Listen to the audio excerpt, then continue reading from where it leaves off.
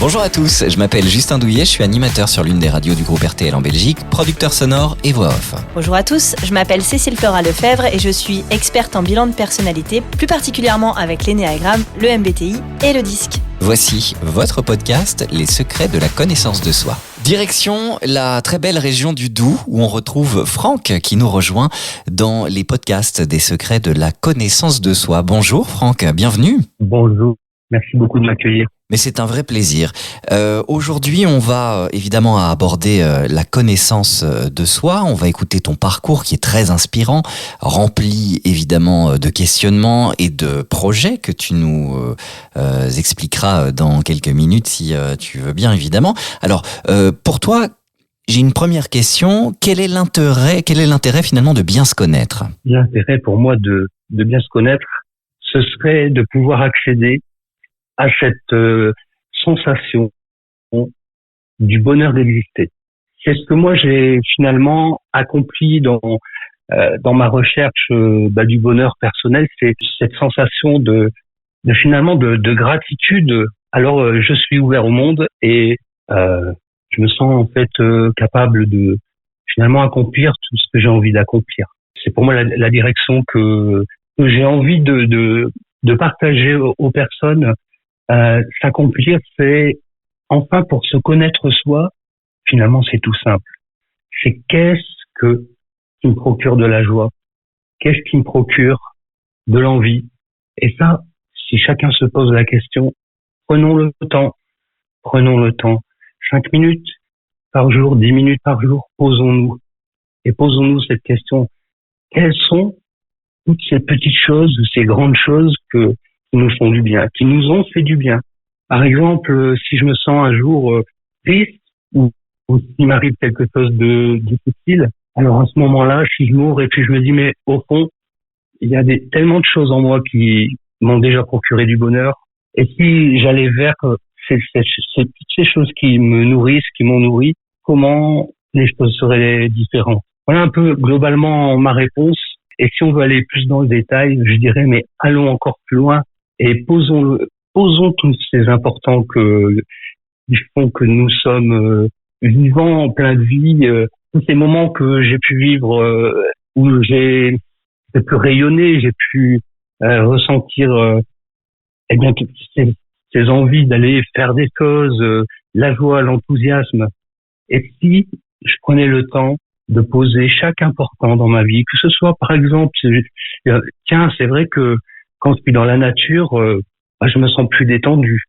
Alors, qu'est-ce qui m'empêche par exemple, cette semaine, de me dire, mais à quel moment je pourrais profiter de ça et puis de me remplir de ce contact que je peux avoir simplement avec la nature, dans un milieu peut-être plus silencieux, plus agréable, où je ressens peut-être moins de stimulation.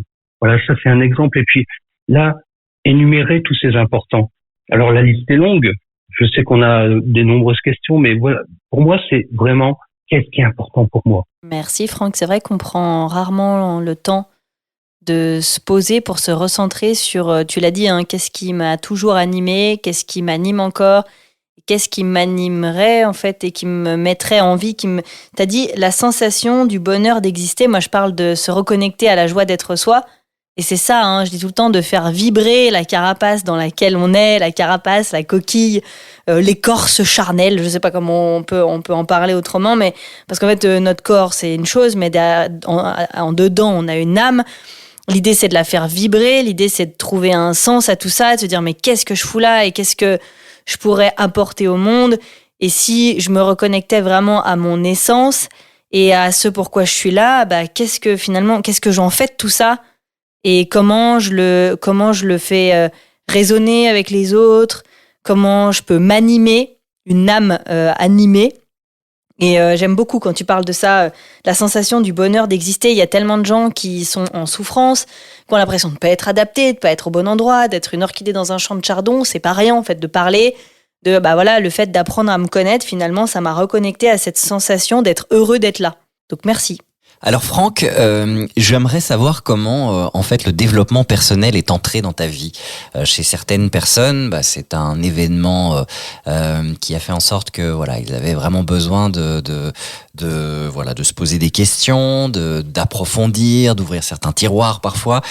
Toi, comment ça s'est passé cette prise de conscience, on va dire ça comme ça, et cette envie de toujours en savoir plus, d'aller creuser un petit peu sur ce terrain-là? Un événement qui a été difficile pour moi. Ma maman a été dans une phase qu'on appelle terminale de la maladie d'Alzheimer. 3 jours avec elle, ces 3 derniers jours. Donc elle ne parlait plus, elle avait décidé de plus s'alimenter. Le choc que ça m'a fait, c'était de mon rapport à la vie à travers son départ. La personne qui m'a mis au monde, c'était à mon tour de prendre soin d'elle. À son départ, en fait, c'était comme un grand livre qui s'est ouvert d'une autre façon sur ma vie. Tout comme mon père était parti aussi quelques années avant, à son départ, j'ai vu un livre qui s'est ouvert avec plein d'images, mais des images de bonheur, en fait. J'ai reçu toute cette gratitude en moi et j'ai eu né quelque part à nouveau, avec cette nouvelle responsabilité dans le monde, de porter la vie et d'avoir pris conscience de ça, de la préciosité de la vie, fort de ces bagages, j'ai envie de dire, mais aussi c'était quelque chose de difficile. Pourquoi? Parce que dans le monde où je vivais à ce moment-là, c'est-à-dire je suis infirmier, je travaille en psychiatrie, et cette humanité qui était déjà en moi, en fait, elle s'est vraiment exacerbée devant, j'ai envie de dire, ce système dans lequel j'étais trouvait plus de place pour exercer en fait cette humanité qui était pour moi en fait devenue le plus important. Alors à ce moment-là, j'ai craqué, je n'en pouvais plus. Pour moi, c'était tellement difficile de retrouver l'énergie dans un monde qui pour moi était complètement dissonant, distordu. Alors là, il est arrivé avec j'ai envie de dire une belle synchronicité, j'avais vraiment besoin de ça. Est venu l'énéagramme. Donc l'énéagramme, qu'est-ce que c'est? C'est une connaissance qui nous vient du passé et qui nous dit simplement que il y a 9 types de personnalités dans lesquelles je me suis retrouvé. Je me suis retrouvé dans le type 4 et ça m'a permis de voir que les comportements que je pouvais avoir, en fait, je n'étais pas tout seul à les avoir. Ça voulait dire quoi? Ça voulait dire que la souffrance que je pouvais vivre, c'était pas forcément la mienne. Je la partageais avec d'autres personnes et que cette position-là, ça m'a permis de prendre du recul et de me dissocier, de me dire finalement, la personne que je vis, ce n'est pas forcément la personne que je suis.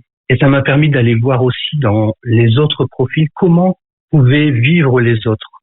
Une situation que moi-même je pouvais subir, je dis bien subir, et comment je pouvais prendre ma responsabilité pour réagir de façon responsable, de reprendre la main sur ce que je pouvais vivre en moi et comment je pouvais me réaccorder au monde, parce que à ce moment-là, je me sentais à la fois orphelin, en même temps riche de gratitude. Ça, je l'ai dit, d'être en vie simplement. Je reviens sur le terme de ce bonheur d'exister, de cette chance incroyable d'être dans le monde. Donc ça a été, pour répondre à ta question, un choc entre ce que j'ai perdu et ce que j'ai gagné en le perdant. Et à ce moment-là, j'ai rencontré non seulement un outil, un deuxième, la programmation neurolinguistique, la PNL, dans laquelle je suis rentré en formation, et qui, elle, m'a expliqué, en fait, par exemple, que mes émotions, par exemple, elles étaient accordées à mes facultés de raisonnement, par exemple, et que en reconnectant cette façon de voir le monde, en fait, ça me procurait certaines émotions, que tout était lié, et que en rassemblant en fait ces parties en moi, j'étais capable de changer de comportement, chose qui était au final au début la problématique. comment je fais pour réagir sainement et avec dignité dans cette situation. Et la programmation neurolinguistique, ça m'a appris cette mécanique. Je vais donner un exemple tout simple que j'exerce au quotidien avec moi et qui m'aide beaucoup, c'est de repérer mes alertes émotionnelles. Quand je suis en réaction, c'est-à-dire quand une situation ne me plaît pas ou qu'elle me semble hors jeu dans mes règles de fonctionnement, je vais forcément réagir, par exemple, par la colère. Je vais mettre en colère. Je vais dire, mais c'est pas possible. Et je peux repérer que quand je me sens en insécurité, quand le monde ne correspond plus à mes valeurs, j'ai 3 possibilités, toujours. Et ça, c'est quelque chose que je voudrais vraiment que chacun puisse le retenir, c'est que si je me sens dans la fuite, quand je m'isole, quand j'ai plus envie d'être dans le monde, c'est OK. C'est OK et c'est même une bonne chose que j'en prenne conscience. Et quand je suis dans la colère, quand j'ai envie d'attaquer, quand j'ai envie de me venger de quelqu'un qui m'a fait du mal, c'est la même chose et c'est complètement OK, c'est complètement humain et ça me sert. Ça me sert dans le sens de me dire il y a une 3e possibilité. C'est comment m'y prendre pour reprendre la main sur cette situation et dans ma responsabilité d'y apporter une contribution positive. Et ça, j'ai envie de dire vraiment, j'insiste là-dessus, que c'est toujours possible, qu'il y a toujours une possibilité, une solution, en tout cas pour moi, pour me garder dans justement ce qui est important pour moi, c'est-à-dire de conserver en fait toute mon humanité dans toutes les situations que je peux vivre. Et ça, je peux confirmer que c'est vrai, que c'est réel. Actuellement, je suis dans une situation de transition, donc très insécurisante, mais en même temps, j'ai envie de dire que à chaque fois que je prends la responsabilité, ma responsabilité d'homme, ça peut être ma responsabilité de femme, mais d'homme avec un grand H, alors je suis vraiment sur une voie dans laquelle je trouverai une solution. Et Dieu sait si des alertes émotionnelles, j'en ai beaucoup, mais aujourd'hui, grâce à l'énéagramme, par exemple, plutôt que de m'enfermer dans mon monde où je me sens isolé, où je me sens différent, où je vais attaquer le monde systématiquement parce que ce monde me paraît indifférent, par exemple, que ce soit à la souffrance, que ce soit au bonheur, ça c'est OK, ça c'est ma vision des choses, mais cette indifférence ou cette différence, je peux enfin aller la chercher, mais pour contribuer à la mettre en lumière, mais dans une lumière qui je dirais plutôt va faire fleurir, va faire s'épanouir cette fleur plutôt que de la faire mourir. On a toujours le choix, soit de faire mourir une situation ou soit de la faire vivre. Et ça, je voudrais vraiment que ce soit, s'il y a un message que je voudrais faire passer à tous ceux qui souffrent, à tous ceux qui se sentent bloqués. Bien sûr, l'énéagramme, c'est un outil, mais pas seulement. C'est aussi l'occasion d'aller rencontrer d'autres personnes qui sont parfois dans ces situations où nous nous sentons bloqués, et à quel point rassemblement de nos difficultés, en fait, se trouver des solutions dans notre humanité et dans notre solidarité, et surtout aussi dans notre vulnérabilité. Ça veut dire que oui, la solution, elle est aussi dans la vulnérabilité. Et plus j'ai souffert, et plus cette souffrance, elle peut devenir du bonheur. Dans cette proportionnalité, il y a tout plein d'exemples comme ça qui montrent qu'il y a des personnes qui ont revécu malgré le fait que ils se soient sortis d'accidents terribles, par exemple d'avoir perdu et les bras et les jambes, et puis finalement un mot. Hein, Philippe Croison, par exemple, qui avait un accident grave, très très grave, il a été électrocuté, il a perdu tous ses membres. Et un jour, son ami est rentré dans sa chambre d'hôpital alors qu'il ne pensait qu'une chose, c'était à se suicider. Il lui a dit, Philippe, tes enfants, ils ont besoin de toi. Et là, il s'est relevé au sens physique du terme. Il a souffert, et c'est cette phrase qu'il a remis en selle, et il a fait le tour du monde à la nage, sans bras et sans jambes. Voilà, comme quoi, dans les situations les plus difficiles, il y a toujours un espoir. Tu as abordé plusieurs thèmes. Oui, je pense que effectivement, les gens pris individuellement sont tous des bonnes personnes. Parfois, certains ont pris des mauvais chemins. Et encore une fois, parfois, ce sont des mauvais comportements qui font pas de nous de mauvaises personnes. Ça, c'est une chose. T'es revenu sur quelque chose, j'aimerais le synthétiser en une phrase, c'est on n'est pas responsable de ce qui nous est arrivé, mais on est responsable totalement à 100% de ce qu'on en fait. Oui, la vie n'est pas juste. Oui, la vie va nous mettre des bâtons dans les roues, il va se passer des choses qui vont être vraiment profondément injustes. Il y a des personnes qui peuvent peut-être t'écouter et te disent « Ouais, mais moi, j'ai quand même eu mon lot et il s'est passé ci et ça. » Et encore une fois, on revient toujours à la même chose. Qu'est-ce que je décide d'en faire ? Et l'exemple des enfants, il est incroyable parce que souvent, quand on n'arrive pas à trouver une raison pour soi, pour se relever, les enfants ou nos descendants ou quelqu'un d'autre, parfois on va avoir besoin de motivation externe pour justement se relever et inspirer et se dire « Ok, en fait, finalement, je le fais pas pour moi, je le fais pour eux. » Et tu sais, on a parlé, alors toi, tu connais le voyage du héros, mais c'est ça le voyage du héros, c'est des fois, en fait, quand tu dois faire face à ton dragon, qui est l'épreuve ultime, hein, le climax dans le film, et le climax aussi dans notre épreuve de vie. Derrière, on sait que le retour au village ou le retour à notre zone de départ, on va y revenir avec des enseignements, on va y revenir très différents et on va devenir inspirant parce qu'à nouveau, on va pouvoir, là tu vois, avec ce qui t'est arrivé avec ta maman, aujourd'hui, tu vas pouvoir aider des personnes qui accompagnent des gens malades d'Alzheimer parce que tu as tiré des enseignements, parce qu'il y a peut-être des bonnes pratiques que tu as appris, peut-être qu'il y a des gens que tu vas pouvoir accompagner dans le deuil. Et à ta façon, tu vas être inspirant. Il y en a qui ont vécu des drames et qui vont monter des associations pour aider les parents qui vivent les mêmes drames. Et c'est d'une certaine manière, quand on fait son voyage du héros et qu'on devient à nouveau responsable de sa réalité, et qu'est-ce que je décide d'en faire ? Alors, j'ai cru comprendre que tu avais un projet qui te tenait très à cœur. Franck, est-ce que tu peux nous en toucher quelques mots ? Oui, bien sûr.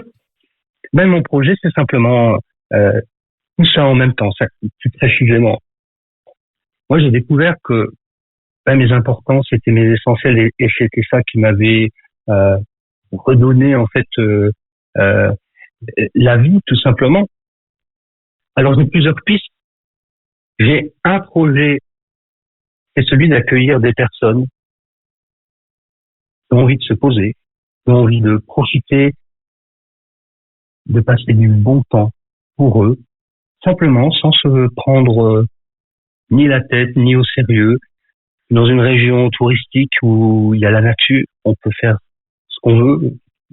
Il y a le calme, on peut faire du vélo, on peut profiter de la campagne, hein, pour ceux aussi qui parfois sont enfermés dans les villes, dans des appartements.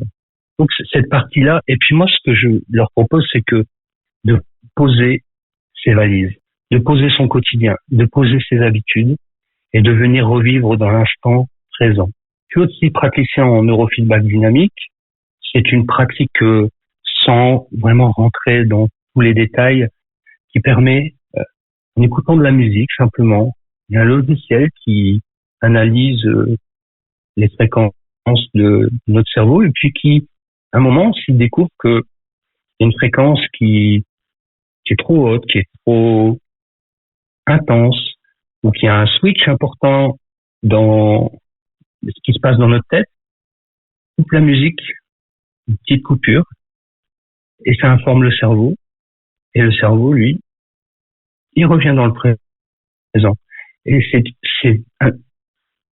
une aventure fantastique, l'aventure du présent, de se retrouver, de reconnecter à un moment, finalement, toutes ces ressources, là, ici, là où je suis, et c'est formidable, c'est un point de départ de que nous appelons parfois l'alignement, et simplement un bien-être physique.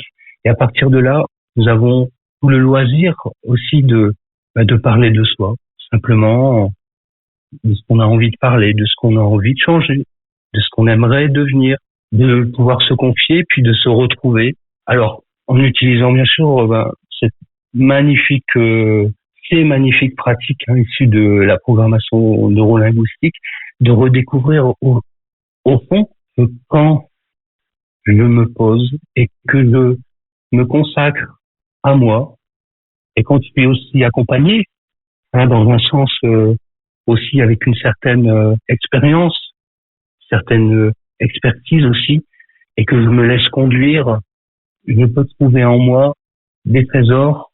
C'est comme si j'étais au milieu d'un gigantesque château où je m'étais enfermé tout seul dans une seule pièce. Il n'y avait plus d'électricité, je ne voyais plus, je me sentais enfermé, et chacun a toutes les clés pour ouvrir déjà une première porte que je ne voyais plus non plus. Et quand j'ouvre cette porte, je peux découvrir qu'il y en a une autre. Et puis dans chaque pièce, il y a un trésor dans toutes les pièces, et de découvrir au fond que la vie, elle me veut du bien, et que c'est difficile, c'est pas un parcours facile, c'est injuste, parfois c'est incompréhensible, c'est pas acceptable. Et le miracle dans tout ça, c'est que tout au fond, si je cherche bien, il y a un cadeau énorme pour chacun. Et que, en découvrant ces cadeaux, moi, ce que j'ai découvert, c'est que au fond de moi, il y avait une personne que j'ai vraiment commencé et fini par aimer profondément. Et quand je m'aime, quand je me respecte, quand je m'honore, quand je m'estime comme essentiel, le plus essentiel de tous les importants, alors à ce moment-là, à la fois j'ai envie de dire presque que je retombe pas seulement dans de l'orgueil, mais c'est plus de l'humilité, et je me dis, mais pardonne-moi en fait de ne pas avoir respecté qui tu étais. Et ça me mène où? Simplement à dire merci et de recevoir cette gratitude à la fois pour moi et pour le monde, parce que je suis pas tout seul. J'ai découvert aussi que le sens de ma vie, c'était à travers les personnes que j'ai rencontrées, les personnes que j'ai aimées profondément, les personnes qui m'ont pas aimé aussi, mais qui m'ont appris beaucoup de choses. Et ce sentiment de ne plus en vouloir aux personnes. Moi, ce que j'aimerais, c'est ça, c'est chez moi, dans ce projet d'accueil où on va enfin pouvoir respirer un bon coup et inspirer et s'inspirer chacun, que ce soit ici, que ce soit à travers un ordinateur, que ce soit, tu m'appelles, tu me dis un truc qui va pas, on passe du temps ensemble. Pour moi, ça, c'est ce qu'il y a de plus important. Un projet de vie. Tu en parles avec voilà, beaucoup de passion et beaucoup de cœur, et ça, c'est vraiment beau. Merci pour ce partage, Franck. Une question aussi qui revient souvent, une critique parfois, c'est que l'énéagramme pourrait être enfermant. Qu'est-ce que tu réponds à ça, toi? Alors moi, ça m'a complètement ouvert. Alors, moi, je suis de type 4. Donc, j'ai découvert ce type 4 avec bonheur, comme je l'ai dit tout à l'heure, parce qu'autant ça peut procurer beaucoup de moments intenses, mais ça peut aussi procurer beaucoup de distorsions, de dissonances avec le monde. Je me posais la question d'aller chercher dans la vision, par exemple, du type 7, quand moi je suis triste, quand je me sens plombé par l'existence, quand je la sens injuste, quand je sens que je descends en énergie, je me dis, mais à chaque fois que j'étais dans la joie, quand j'étais dans la légèreté, quand j'ai voulu aller vers des options différentes, et si je pensais à tout d'un coup à ce qui me permettrait d'être heureux, comme le type 7 sait très bien le faire, eh bien je m'ouvre et j'ouvre une partie de moi qui existe, parce que je ne suis pas je ne suis pas ma base, je ne suis pas si je suis un type, je trouve que le mot est bien bien profilé, parce que c'est un type, c'est typé, mais ce n'est pas je ne suis pas comme ça. Et c'est vrai que j'utilise aussi de façon un peu instinctive aussi aujourd'hui l'énéagramme, qui est devenu aussi quelque part pour moi une alerte émotionnelle. Quand je vois quelqu'un qui a une réaction qui m'est étrange ou étrangère, je me dis, voilà, je vais peut-être pouvoir, plutôt que d'être en réaction avec elle en disant, mais je pense par exemple, il y a un mot qui me touche beaucoup, c'est le mot indifférence. Pourquoi? Parce que dans l'indifférence, il y a le mot différence et il y a le mot un. Ça veut dire que chacun est différent. Et à partir du moment où j'ai en conscience que comme chacun est différent, alors forcément, je vais devoir m'adapter à cette différence plutôt que de la refouler.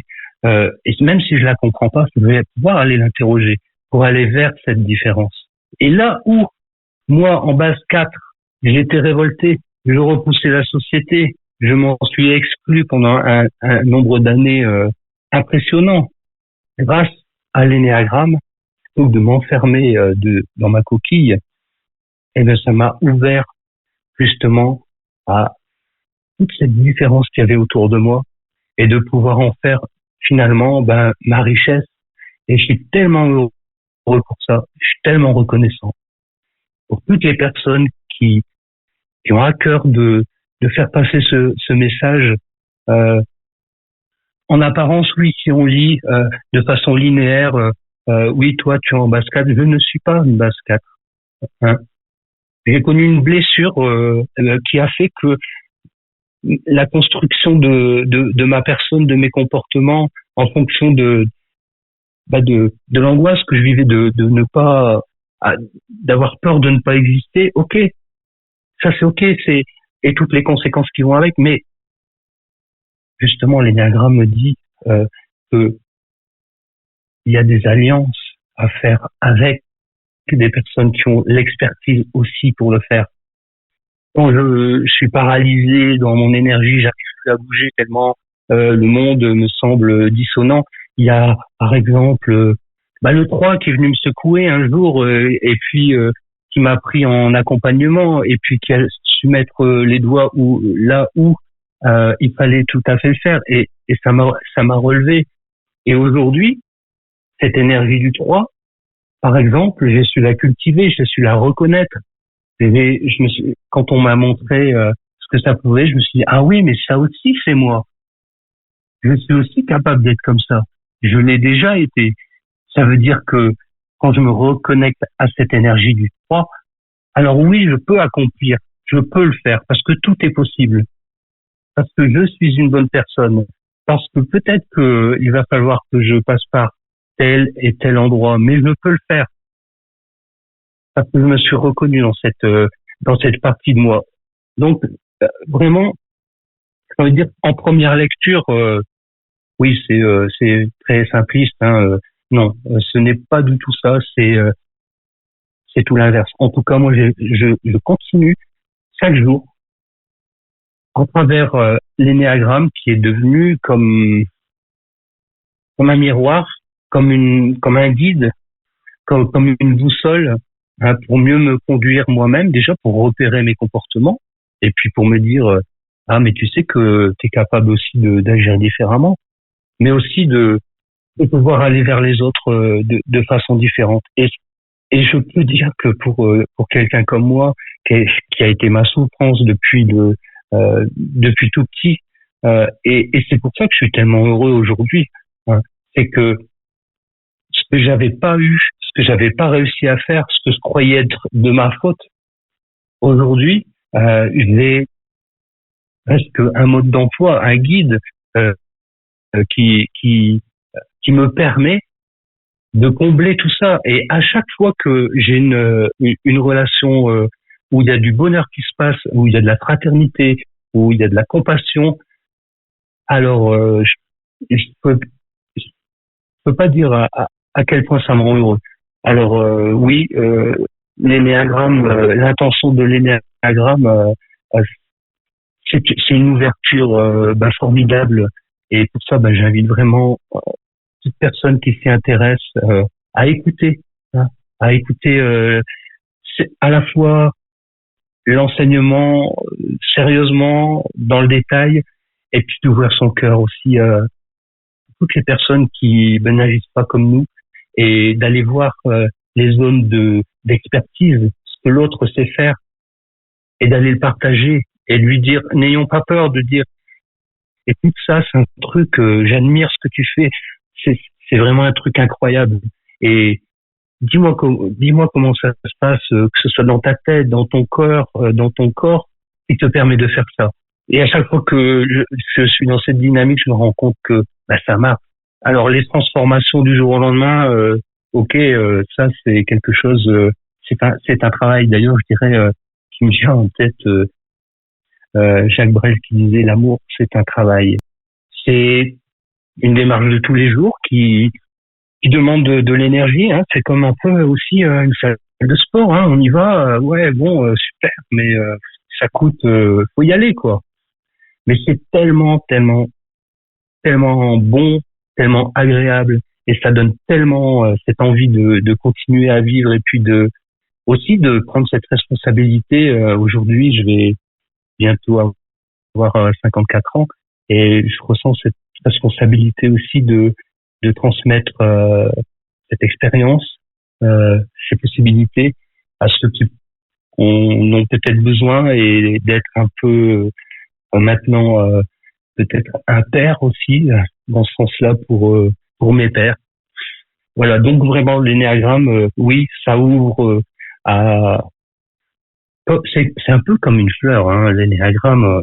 On se rend compte qu'il y a 9 pétales sur une fleur, et que le cœur finalement de cette fleur, nous le partageons tous d'une façon différente, mais au fond, est-ce que au fond nous ne participons pas tous à cette encore une fois, je le redis, à cette envie consciente et inconsciente du bonheur simple d'exister, de se réveiller, d'être et de se dire merci, tout simplement. Si vous voulez me contacter pour réaliser un bilan de personnalité ou suivre l'un de mes programmes, rendez-vous sur www.cecileflora.com.